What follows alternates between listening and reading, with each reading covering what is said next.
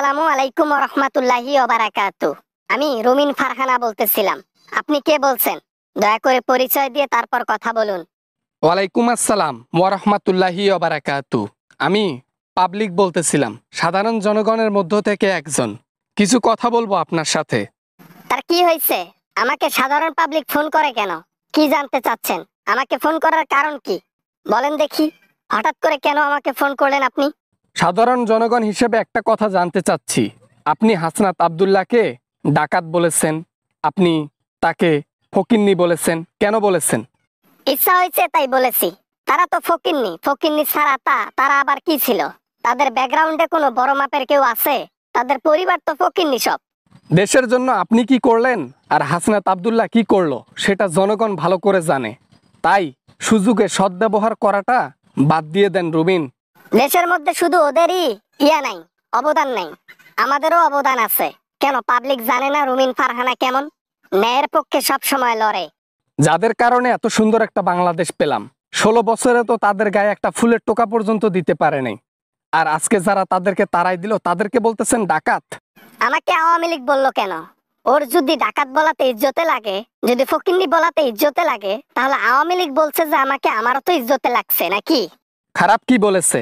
আওয়ামী লীগ সবসময় ইন্ডিয়ার প্রতি টান ছিল, আর আপনারও ঠিক তেমনই ইন্ডিয়ার প্রতি বেশি টান, আওয়ামী লীগের প্রতি বেশি টান।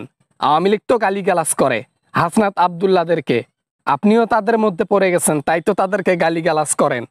আমরা ইন্ডিয়ার পক্ষে কখনো কথা বলি নাই, আর বলবোও না। আমরা যা করেছি বাংলাদেশের জনগণের জন্য তা ভোলার মতো না। জনগণ অস্বীকার করতে পারবে না। এটাই তখন থেকে ভাবতেছি, বাংলাদেশের জন্য আপনারা কি করলেন? 16 বছর আওয়ামী লীগের কিছু করতে পারেন নাই। আজকে হাসনাত আব্দুল্লাহর মতো ছেলেরা গিয়ে প্রতিবাদ করেছে, আপনি করছেন? বাংলাদেশের মানুষ কি পাগল হয়ে গেল নাকি? হ্যাঁ, কোনো ভ্যালুই দিচ্ছে না আমাদেরকে। কেন আমরা কি পর হয়ে গেলাম? আমরা কি বাংলাদেশের নাগরিক না? তারাই আসল হলো। তাদের যে অবদান রয়েছে বাংলাদেশের মধ্যে, আপনি তো তার ধারে কাছেও যাইতে পারবেন না। আপনারা এই কথাগুলো বলার হক রাখেন না, কিচ্ছু করেন নাই আপনারা। আন্দোলন শেষ যাওয়ার পর আপনারা সুযোগে সদ্ব্যবহার করেছেন। আন্দোলনের সময় রাস্তার মধ্যে আপনাদের ছায়াও দেখা যায় নাই, ইদানিং তো এখন দেখা যাচ্ছে। ওরা রাস্তা কাঁপায় আর আমরা জসকোট কাঁপাই, এটাই হচ্ছে আমাদের পরিচয়। সত্য নিয়ে সব সময় আমরা গবেষণা করি, সত্যের পথেই চলি সব সময়। জনগণ তো আপনাদেরকে এখন ঘৃণা করা শুরু করছে, আমরা আপনাদেরকে ঘৃণা করা শুরু করছি। আপনাদের যে ব্যবহার, আপনাদের যে আচার আচরণ। এ ভাই, আমি আবার আপনার পাকা ধানে মই দিলাম কবে? আপনি এত কথা শোনাচ্ছেন আমাকে? আপনি তো দেখি আস্তা একজন ফাজিল লোক দেখি।